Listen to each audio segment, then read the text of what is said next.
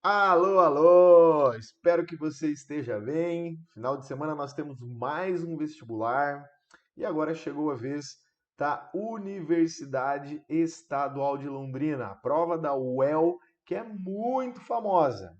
Veja, fiz um levantamento estatístico para tratar dos assuntos que têm maior incidência, para que a nossa revisão seja mais assertiva. E nós vamos focar em termologia, dinâmica, cinemática e física moderna. E a melhor maneira de relembrar desses conteúdos é fazendo exercícios que já foram cobrados aqui na UEL. Então começamos com essa questão que trata da termofísica, uma questão bem tranquila, que diz assim, ó, o homem utiliza o fogo para moldar os mais diversos utensílios. Por exemplo, um forno é essencial para o trabalho do ferreiro na confecção de ferraduras. Para isso, o ferro é aquecido até que se torne moldável. Considerando que a massa de ferro empregada na confecção de uma ferradura é de 0,5 kg, meio quilo, vamos destacar isso aqui. E que a temperatura em que o ferro se torna moldável é de 520 graus Celsius e que o calor específico do ferro é 0,1 caloria grama grau Celsius. A cidade alternativa é que fornece a quantidade de calor em calorias a ser concedida a essa massa de ferro para que ele possa ser trabalhado pelo ferreiro. E a temperatura inicial da ferradura é de 20 graus Celsius. Bom, o ferro vai ganhar calor e ele vai aumentar a temperatura. A questão não foi explícita em dizer que ele derrete, né? Então, não há uma mudança de estado, com certeza só há mudança de temperatura.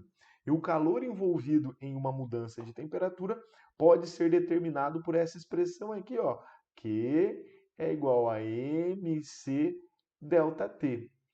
O m é a massa. Toma cuidado, hein? Vamos trabalhar com unidades coerentes. Aqui está em quilograma, mas aqui está em grama. Então nós vamos transformar o 0,5 quilogramas para grama. 0,5 quilogramas é igual a 500 gramas. O C é 0,1 e a variação de temperatura de 520 para 20 é 500. Portanto, a quantidade de calor envolvida nessa mudança de temperatura vai ser 500 vezes 0,1 dá 50, 50 vezes 500 vai dar 25.000 calorias. Esta é a quantidade de calor envolvida nesta situação. E a alternativa que nos diz isso é a letra D. Uma questão simples, mas lembrando aí dos conceitos de termofísica, mais especificamente de calorimetria. Bora para a questão 2. Essa questão é uma questão da UEL. Eu acabei retirando uma imagem que tinha aqui, gente. Essa imagem ela não interfere na resolução do exercício, mas eu justifico que eu retirei a imagem para que eu conseguisse colocar a questão inteira em uma única tela e aí sim a gente consegue resolver com maior tranquilidade. E a questão diz: no Museu do Amanhã, a exposição Cosmos faz uma abordagem científica associando a composição atômica humana à composição da parte de uma estrela, contribuindo para o entendimento de como se comporta a matéria do ponto de vista atômico e subatômico. Com base nos conhecimentos sobre física moderna, considere as afirmativas a seguir. 1. No efeito fotoelétrico, uma luz monocromática que incide na superfície de um metal cuja energia seja HF, função trabalho, arranca elétron C e somente C, a soma das energias cinética e da função trabalho forem iguais a HF. Olha, ele chama a função trabalho aqui, ó, por essa letra grega, tá? Eu vou chamar aqui de uma outra letra grega, mas não vai fazer diferença. Então eu trago isso para você relembrar do efeito fotoelétrico. O efeito fotoelétrico diz que quando radiação incide, então aqui a luz vindo de uma lanterna, a radiação, ela incide em uma superfície metálica. Superfície metálica que contém elétrons soltos, né? Elétrons livres. Então, quando a luz incide, quando a radiação incide nessa superfície, ela pode arrancar elétrons. Elétrons podem ser ejetados. O nome disso é efeito fotoelétrico. O efeito fotoelétrico ele foi visualizado pelo físico chamado Heinrich Hertz. Ele não consegue explicar o efeito fotoelétrico. Mais tarde, lá por volta de 1905, o Albert Einstein faz a explicação do efeito fotoelétrico considerando a luz, a radiação, com um caráter de partícula, um comportamento de partícula.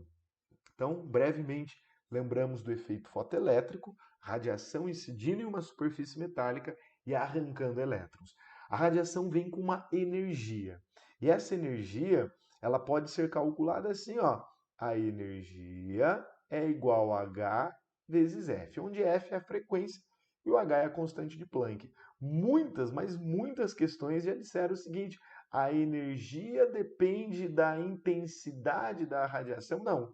A energia depende de quem? Da frequência. Energia diretamente proporcional à frequência. Então a radiação vem com uma energia, ela gasta um pouquinho de energia para arrancar o elétron, e essa energia chama-se função trabalho, que eu representei aqui, ó, por essa letra grega chamada φ, e o restante vai movimentar o elétron, vai ejetar o elétron, ele vai ter então uma energia cinética. Então veja, uma conservação de energia. A energia cinética, que é o que movimenta o elétron, é igual à energia que chegou da radiação menos o que foi gasto para arrancar. E isso nós chamamos de função trabalho. Então, energia cinética é a energia provinda da radiação menos a função trabalho. E foi o que o item 0, o que o item 1 nos propôs, né? Então, marque aí o item 1. O item 2. No átomo de hidrogênio, os níveis de energia são indicados por N, onde a energia calculada para cada nível é dada por, e ele deu aqui a expressão. Olha, cara, considera esse item aí difícil porque você tinha que lembrar da equação, não tem jeito. Mas vamos lá. Lembrando do que o Bohr, lá por volta de 1917, propôs. O que ele propõe ficou conhecido como modelo atômico de Bohr. Aqui está o Bohr e aqui nós vamos relembrar do seu modelo. Ele diz que o átomo então tem um núcleo positivo e ao redor estão os elétrons. Os elétrons estão girando e eles giram em camadas. E cada camada vai ter uma energia. E para ele passar por uma outra camada, ou ele ganha ou ele perde energia. Então veja, eu vou chamar essa primeira circunferência aqui, ó, de camada 1 e essa segunda circunferência de camada 2. Então ele está girando aqui, ó, na 1. Aí acontece alguma coisa, ele ganhou energia e pulou para 2. Só que de repente ele perde energia e volta para 1. Essa energia nós podemos chamar de fóton. Então ele ganha um fóton, ele perde um fóton, ele ganha energia, ele perde energia. O fato é que em cada camada ele tem uma energia, e essa energia pode ser determinada por esta expressão, onde n é o número da camada. Então a energia de um n, a energia de uma camada é igual a menos 1 sobre essa camada ao quadrado vezes 13,6 eV, eletronvolt. Se você voltar lá para o item 2 da questão, ele não coloca em eletronvolt, ele coloca em joule. E aí você olha no primeiro momento e fala, poxa, mas isso aqui não tem nada a ver com aquilo que você acabou de projetar ali. Há uma divergência nas unidades. Então, gente, lembra do seguinte, que um eletronvolt é a unidade de energia, então 1 eletronvolt é igual a 1,6 vezes 10 a menos 19 joules, aproximadamente, tá bom? Aí se eu tenho, quanto é que ele coloca lá no item 2? 2,18 vezes 10 a menos 18. Então, se a energia em joule é 2,18 vezes 10 a menos 18 joules, qual vai ser a energia em eletronvolt? Olha, montei aqui, ó, para você resolver isso por regra de 3, e resolvendo isso, nós temos que o x vai ser igual a 2,18 dividido por 1,6 vezes 10 a menos 19. E resolvendo isso, dá algo em torno aí de 13,6 eV, eletrovolt. Então, aquilo que está lá no item 2 é exatamente o que eu coloquei aqui. Isso aqui é a maneira mais clássica, mas são formas equivalentes de determinação de energia. Então, item 2 está correto. Poxa, professor, mas eu não sei se eu lembraria disso lá na hora da prova. Sabe o que é o legal da UEL? Que tem algum, né, isso aqui é uma falsa somatória, né? 1, 2, 3 e 4, depois tem que julgar, então a gente considera isso como se fosse quase uma somatória, né? Uma falsa somatória. O legal é que você conseguiria eliminar. Então a 1 com certeza está certa. Ah, fiquei em dúvida na 2. Deixa a 2 ali em stand-by.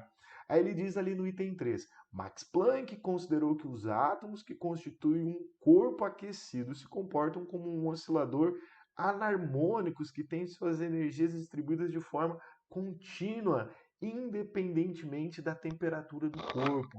Não, gente, não. O Max Planck, lá por volta de 1900, ele diz o seguinte, que a radiação ela é descontínua. Então, o item 3, incorreto. 4. Na teoria da relatividade especial, as leis da física são as mesmas para quaisquer observador em qualquer movimento. E a velocidade da luz no vácuo possui valores específicos. Gente, eu nem vou terminar a leitura. Absurdo! São dois os postulados de Albert Einstein que trata aí da relatividade. O primeiro postulado diz que as leis da física são iguais para quaisquer referenciais inerciais. Referencial inercial é aquele referencial que ou está em repouso ou está em movimento retilíneo uniforme. E o segundo postulado de Einstein diz que a velocidade da luz no vácuo não depende do observador. Então, o item 4 é absurdo. Então, olha, o item 3 e o item 4 são bem absurdos. Aqui a gente, né, conhecendo um pouquinho da teoria da física moderna, a gente já conseguiria dizer que eles são itens incorretos. E o 1, conhecendo aí o básico de moderna, também diríamos que ele está correto. E aí o item 2, cara, mesmo que você não lembrasse de toda essa expressão, você conseguiria concluir, portanto, que a letra A é a correta. Trabalha assim, a UEL, às vezes é uma maneira, né, de conseguir achar a resposta aí de maneira mais tranquila. Partiu para a questão número 3. A questão 3 diz o seguinte: é possível relacionar o caos de um, desculpa, vou começar a leitura mais uma vez. É possível relacionar o caos de um desastre natural com o fenômeno de um terremoto. O sismógrafo vertical, representado na imagem a seguir, é um dos modelos utilizados para medir a intensidade dos tremores. Então, isso aqui é um sismógrafo. A massa que está na ponta de uma das hastes tem 100 gramas. Então, aqui ó, está a esferinha de massa 100 gramas. E o comprimento da haste da ponte até o pivô é de 20 centímetros. Vamos destacar isso aqui, ó, 20 centímetros.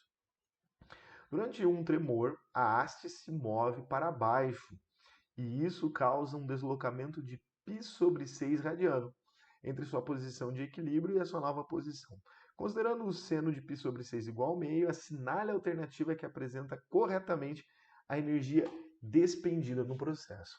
Olha, aqui a gente tem que interpretar, né, para deixar o exercício aí o mais tranquilo possível. Então, nós temos a esfera nesta posição, vamos colocar aqui ó, em uma linha azulzinha, a posição inicial. Aí ocorre alguma coisa, e agora eu vou colocar uma linha azul um pouco mais espessa, acontece algo e né, que faz a esfera se deslocar e ela se desloca desta forma. A questão nos diz que a, a haste se desloca aqui, ó, o ângulo que ela se desloca é de π/6. E a questão nos diz também que o comprimento dessa haste é de 20 centímetros. Então, aqui, ó, 20 centímetros. Veja, eu vou até colocar aqui em vermelho que nós formamos um triângulo. Eu conheço esse ângulo aqui, aqui eu tenho a hipotenusa, e eu vou chamar de x o cateto oposto. Então veja, você procura o x, que é o cateto oposto a esse ângulo. Você tem a hipotenusa. Então a melhor maneira de relacionar isso é por meio do seno. Então o seno daquele ângulo, que é π sobre 6, é igual a meio. E o seno é igual ao cateto oposto dividido pela hipotenusa. Conclusão, o x é igual a 10 centímetros. Quer dizer que a esfera ela se deslocou por 10 centímetros. Ela desceu 10 centímetros. Se ela desceu 10 centímetros, houve uma mudança de altura. E se há uma mudança de altura, nós temos uma mudança de energia cinética.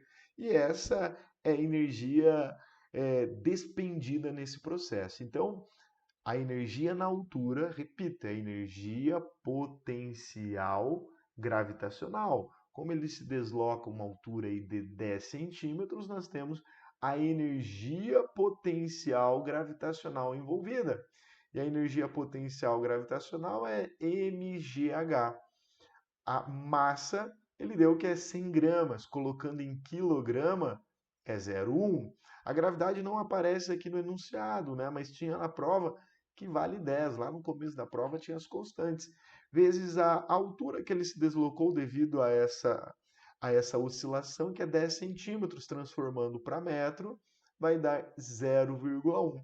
Então, a energia potencial é igual a 0,1 vezes 10, que dá 1 vezes 0,1, que dá 0,1 joules. Essa é a energia envolvida nessa oscilação. Cuidado aí, ele deixou as respostas meio confusas, esse monte de zero e tal, mas a alternativa que nos mostra 0,1 é a letra B. Tudo bem? Questão 3, envolvendo aí um pouquinho de dinâmica, falando de energia e tudo mais. Continua. Questão 4, a nossa última questão, uma questão aqui de cinemática, tratando do movimento circular. Suponha que a máquina de tear industrial, essa que está representada aqui, seja composta por 3 engrenagens, A, B e C. Suponha também que todos os dentes de cada engrenagem são iguais e que a engrenagem A possua 200 dentes e gira a 40 RPMs. Já B e C possuem 20 e 100 dentes, respectivamente. Eu vou desenhar isso e eu já termino a leitura, tá bom? Então eu tenho aqui, ó, a engrenagem A, e ela possui 200 dentes e ela tem uma frequência de 40 RPM. Aqui eu tenho a engrenagem B, deixa eu escrever aqui a A e aqui a B. A A tem 40 dentes. E aqui eu tenho a engrenagem C, que tem 100 dentes. Deixa eu voltar para o enunciado para a gente confirmar isso. A tem 200 e frequência 40. A 200 e frequência 40. B tem 20 e C tem 100. Então B tem 20. Eu havia escrito errado aqui, ó. Vamos corrigir. B tem 20 dentes. Pronto, tá aí. Continuando a leitura. Com base nos conhecimentos sobre o movimento circular, assinale a alternativa correta quanto à velocidade e o sentido. Bom, ele diz que a engrenagem A gira no sentido anti-horário. Então, A está girando aqui, ó, no sentido anti-horário. Isso está no comando da questão. Quando A gira, como tem uma correia presa a ela, ela vai girar B, que também faz girar C. Então vamos supor, olha, acompanha o desenho aqui, ó. Vamos supor que para A girar no sentido anti-horário, ela puxa essa cordinha aqui, ó, no sentido anti-horário. E ao puxar essa cordinha no sentido anti-horário, o que vai acontecer com B? B vai girar aqui, ó, no sentido horário. Então B gira no sentido horário. E essa cordinha, então, olha, foi puxada, então agora ela vai puxar aqui a cordinha que está em C. E ao puxar a cordinha que está em C, C acaba girando no sentido anti-horário. Então, B vai girar no sentido horário e C vai girar no sentido anti-horário. Sacaram? Eu fui analisando ali a corda, conforme ela gira, conforme aquela correia gira, aí nós temos a noção de como cada uma das polias vai girar. Mas além disso, eu preciso das frequências. Dá uma olhada nas alternativas. Frequências de B e C. Para calcular a frequência, lembrem-se que nós podemos associar discos, engrenagens, polias por correia, por eixo e também por engrenagem. Nesse caso é por meio de correia, né? Sempre que você tem associação por correia, nós temos que a velocidade escalar é igual. Então a velocidade escalar de A é igual à velocidade escalar de B, que é igual à velocidade escalar de C. Lembrando que velocidade escalar vai ser 2πr vezes a frequência, que é igual a 2πr vezes a frequência. Eu já vou cancelar esses dois π's aqui, ó, que são termos comuns, e aí nós seguimos. O raio de A eu não tenho, mas o raio nessa situação equivale ao número de dentes. Então eu tenho em A 200 dentes, a frequência de A é 40 RPMs. Eu vou deixar RPM porque as respostas estão nessa unidade também. O raio de B, que é o número de dentes de B, é 20, vezes a frequência de B. Resolve aqui. Eu já vou cancelar esse 20 com esse 20 e a frequência de B é igual a 400 rotações por minuto. Vamos fazer a mesma coisa aqui, ó, para C. Então, a velocidade de A é igual à velocidade de B, então 2π raio A, frequência A, é igual a 2π raio C, frequência C. Cancelando o 2π com o 2π, o raio A nós não temos, mas o número de dentes equivale, né, nessa situação, já que é uma engrenagem. A frequência é 40, que é igual ao raio DC, que é o número de dentes, vezes a frequência de C. Vamos cancelar esses zeros com esses zeros, e a frequência DC é igual a 2 vezes 40, que dá 80 rotações por minuto. Então, frequência de B 400 e frequência de C 80. Vamos ver a alternativa que nos diz isso. A letra D.